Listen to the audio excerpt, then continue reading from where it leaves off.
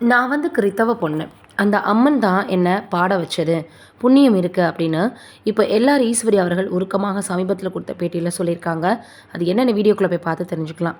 தமிழ் திரையுலகில் 1960 மற்றும் 70களில் தனது கணீர் என்ற குரலால் கொலோச்சிய பின்னணி பாடகி எல்ஆர் ஈஸ்வரி தற்போது தனது 85 வயதிலும் இளமை குன்றாத இசையாசிரியராக ரசிகர்களினுடைய மனதில் நீங்காத இடம் பிடிச்சிருக்கிறாங்க. சமீபத்தில் அவங்க கொடுத்த பேட்டியில் அம்மன் பாடல்கள் குறித்து மனம் திறந்து பேசியிருக்காங்க. அவங்களுடைய இசை பயணத்தின் தொடக்கம் அப்படின்னு சொல்லும்போது சிலருடைய பாடல்களை கேட்கும்போது கடவுள் பரிசம் கிடச்சிரும், அதுபோல் ஒரு உணர்வு வரும்.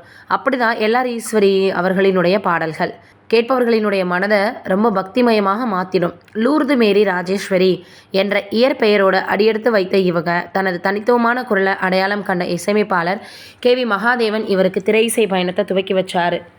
அதற்கப்புறமாக விஸ்வநாதன் ராமமூர்த்தி இசையில் பாசமலர் படத்தில் இவர் பாடிய வாராய தோழி வாராயு பாடல் இவருக்கு ஒரு பெரிய அங்கீகாரத்தை கொடுத்தது. அதற்கப்புறம் தமிழ், தெலுங்கு, கன்னடம், மலையாளம்னு பல மொழிகளில் இவங்க கொடிகட்டி பறந்தாங்க. பன்மொழி பாடகி அப்படின்ற ஒரு பெயரை பெற்றாங்க. காதோடு தான் நான் பாடுவேன்னு மென்மையாக பாடும் அதே குரல் தான் பட்டத்து ராணி பார்க்கும் பாவை என்று அலட்டலாகவும் அதிரடியாகவும் பாடி அசத்தியது.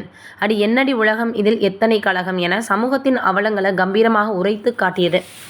மன்மத லீலை படத்தில் hello my dear wrong number பாடலில் இணைந்து ஏசுதாஸோட இவங்க பாடினாங்க. நிறைய இவங்க குரலுக்குன்னு தனித்துவமே வந்துச்சு. இசைவாணியாக கொடிகட்டி பிறந்த பி. சுசீலாவுடன் இணைந்து இவர் பாடிய கட்டோடு குழலாட ஆட ஆடி போடி வைத்தியக்காரி அப்படின்ற மாதிரி நிறைய விஷயங்கள், நிறைய பாடல்களை இவங்க பாடினாங்க. உனது மலர் கொடியிலே எனது மலர் மடியிலே அப்படின்ற மாதிரி பல பாடல்கள் நட்பின் வெவ்வேறு மனநிலையின் வடிவங்களையுமே மனம் நிகழ வச்சது. சமீபத்தில் இவங்க கொடுத்த பேட்டியில் நான் ஒரு கிறிஸ்டியன், ஆனால் எனக்கு அம்மன் பாடல் பாடுவதற்கு அருள் கிடச்சிருக்கு அப்படின்னா அது நான் செய்த புண்ணியம். நான் பிறந்ததே கடவுள் கொடுத்த பரிசுன்னு நினைக்கிறேன். அந்த கடவுள் அருள் இல்லை என்றால் என்னால் இந்த அளவிற்கு பெயர் வாங்கி இருக்க முடியுமான்னு எனக்கு தெரியாதுன்னு ரொம்பவே நெகிழ்ச்சியோடு பேசியிருக்காங்க. நீங்கள் என்ன நினைக்கிறீங்கன்னு கமெண்ட்டில் சொல்லுங்கள்.